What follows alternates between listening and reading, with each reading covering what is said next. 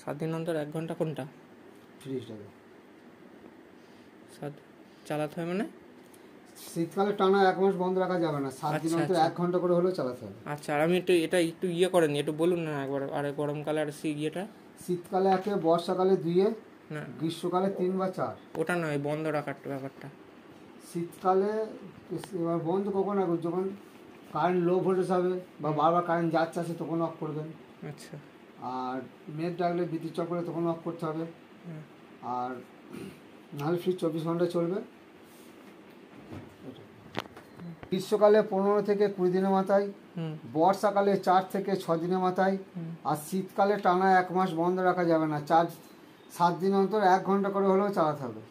আর জলটা কতক্ষণ পর পর ফেলতে হবে? 7 থেকে 15 থেকে 20 দিনের মাথায় গ্রীষ্মকালে, বর্ষাকালে 4 থেকে 6 দিনের মাথায়, আর শীতকালে যেরকম চালাবেন সেরকম ফেলবেন। আচ্ছা, এখন ডিফ্রস্ট করতে দিয়েছি। এই যে বাটন পুশ করা আছে ভেতরে অনেকটা।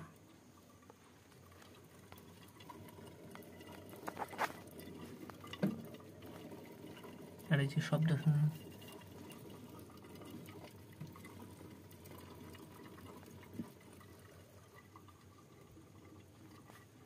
দেখতাম আগে হাঁ করে তাকিয়ে,